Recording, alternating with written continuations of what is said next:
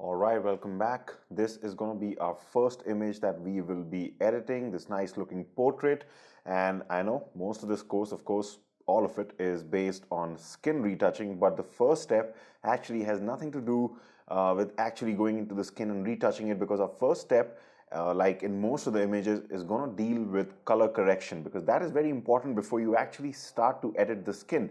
Now, a lot of people like to color correct a photo even after editing the skin, but I just prefer to do this beforehand, because what's going to happen is that once we are ultimately working on the skin, a lot of times you will be zooming in, and what can just happen is that if you're just working with the wrong colors here, like for example in this shot, everything seems a bit too reddish and orangish, right? So that can happen because of the wrong color balance, and all these things do happen. We all know that, right? But I just prefer to do this at the start so that we get rid of these bad looking colors, and then when we're working on the skin, by zooming in, zooming out, we are dealing with the right colors. Otherwise, when you're always looking at the wrong colors, it just doesn't feel right when you're working on it. So I like to do color correction before I get started. Okay, so let's try to color correct this photo and remove this reddish orange hue that we have here. Okay, now there are a couple of ways to do this. In this case, for example, I know that, I know the color that is kind of oversaturated, like the hue, which is orange or red. So I can always go to my adjustment settings here. I can select hue saturation. So this is like the manual way of doing it, and this is not preferable. I'm just showing you. So let's say, for example, I can select something like reds and try to decrease the saturation, but then you can see it doesn't do a great job. Yeah, it gets rid of that, but then it also gets rid of some of the good tones that we want in the skin. So not too great by this method. You can go on to camera raw filter, and here also you can see one of the things we can do is that in this section which says white balance, we can try to correct this. Maybe click on auto. A lot of times this might work, a lot of times this may not work. So of course in this case it's not looking good at all. So if we go back to as shot, then we can go to the HSL adjustments, and we can play around with the saturation. Maybe probably decrease the oranges a bit. You can see this also looks better than what we started off with, but again, it's not technically too accurate. We're just guessing and going about things. So you can definitely follow these approaches also, manually do this. But a better way to do this is to actually do this the way you would do in a photography studio. Okay, and what would you do in a photography studio when you're actually clicking this shot is you would use something called as a gray card, something like this. Okay, so when you're taking your shots, you actually get this accessory called as a gray card. So how using the gray card actually works is that you just ask your subject to hold this accessory, which is called as a gray card, and you just take a shot, and then once you have one of the shots, you can see the photographer here has taken multiple shots. By the way, this is not my photo. I'm just showing you something on the internet. This is by Lastolite, by Manfrotto, so full credit to them. This does not belong to me. I should just point that out.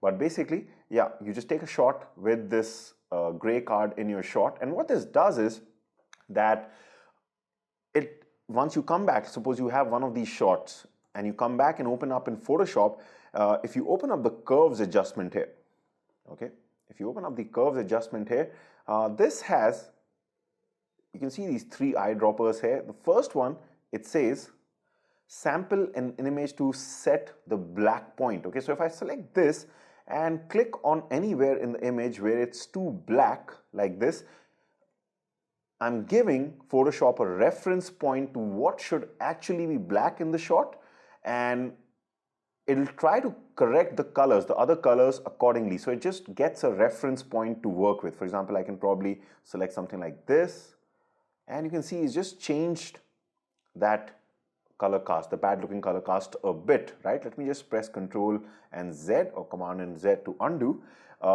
Similarly, we have this eyedropper which tells us that I can select something white. Okay, so something like this. Maybe let's say if I select this part, it's also changed a bit. But the best dropper that actually works is this one, the one in the middle, which says sample in image to set gray point. Now what this means is we have to select something, a color which is 50% neutral gray. A 50% neutral gray color is basically half of black and white, so somewhere in between, exactly in between the exact gray, 50%, not too white, not too black, okay? So if we can find that exact color in this shot, then we can set the white balance of this shot. So for example, that's how the gray card is used.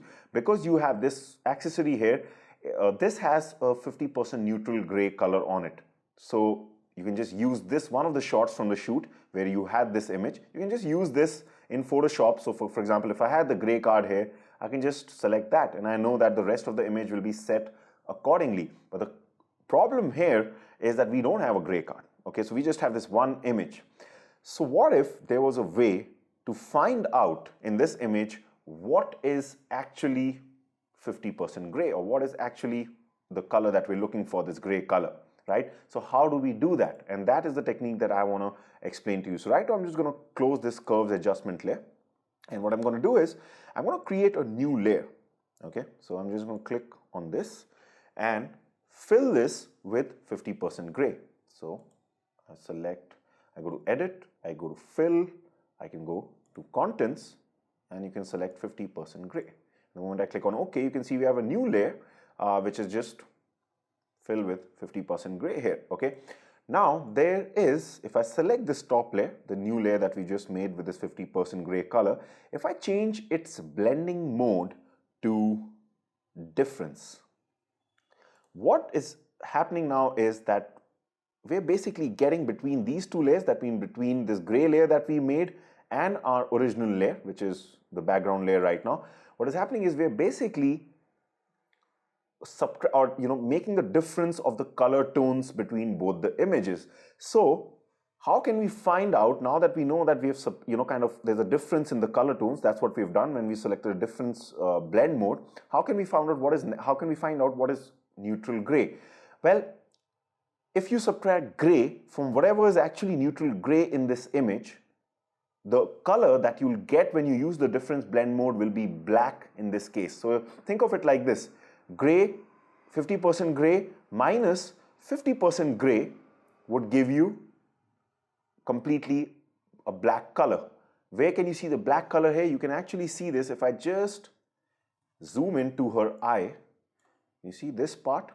This is starting to go towards very black. That means what this basically is meaning right now is that in this image, this is the part which was actually 50% gray. Because when we see the difference of this with a 50% gray layer, we get black because both of them are cancelling each other out. So our job is to basically, when we go into that curves adjustment, and remember this middle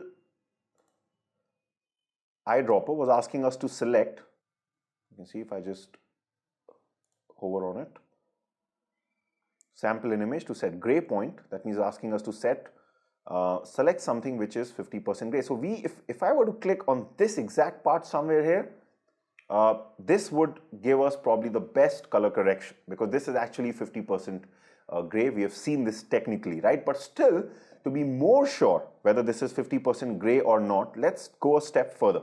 Okay, so I'm just going to close this curves adjustment layer for now. I'm just going to zoom out again. Okay, and what I'm going to do is I'm going to select an adjustment function called as threshold, which you can see here. And what this basically does is it just turns your image into this black and white monotone image, okay, and which is very helpful. So if I move this slider, okay, what you are basically seeing is the whole image has been converted into these black and white pixels. This is going to be very helpful if we start moving this towards the left side, okay, till the time we only see what is actually fully jet black in the image. Okay, so you can see here that if I do this, this part is, we already seen that this was the one where it was turning black, but now we want something which is really absolutely neutral gray. So we'll go to, you can say we can go to something like a threshold of maybe 8 or 7 is fine. And if I just zoom in, this part that we're seeing, we know that this is in the eye, right? But this is absolutely 50% gray in the eye, because you can see that we've really reduced the threshold, and here the difference in both the tones is still remaining black. The others have still disappeared. That means they were close to 50% gray. You can see earlier on that part of the eye was slightly bigger, but right now you can only see a certain amount of it the black part. That means the other was close to 50% gray, but this is even closer, almost 50% gray. Once we've located this, what we can do is we can select this eyedropper tool here, and just for reference, we can just mark this. If I press shift, okay, I'm holding down the shift key, and the moment I press the shift key, you can see it turns into this sign here, like a plus sign.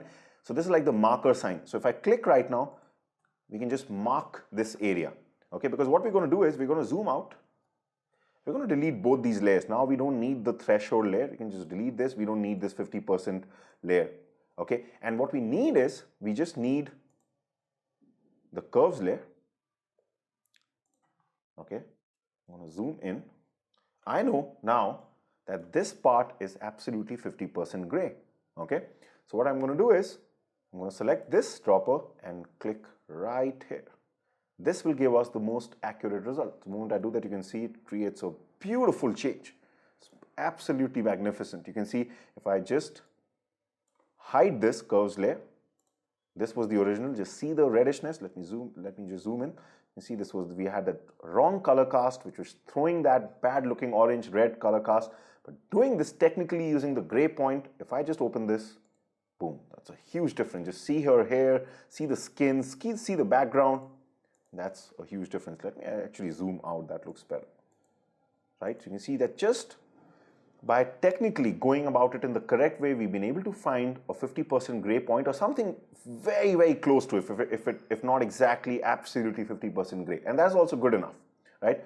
And we have been able to get to this. Even after this, if you feel, because sometimes even this technique may not give you 100% good results, but at least now that I know that this is a good starting point, maybe if I feel that, okay, a bit of redness needs to be added, I can always go back to my hue saturation, add that bit of redness and all. But this, a lot of times, will be just perfect for you. You won't have to really do anything. If you feel like, do it after this step, okay? I know it's a bit technical to start off this course with this challenging step, but if you understood the process behind it, then you really won't have the problem. All we did was we just doing that same methodology which people use with the gray card. Only thing is we are just locating the gray point using this technique that we just did. That's all we are doing. So this is how you color correct your photo. I'm going to see you in the next part, where we will begin the process of cleaning up the skin. So we'll actually get into the skin retouching from the next part. I'll see you there. Bye for now.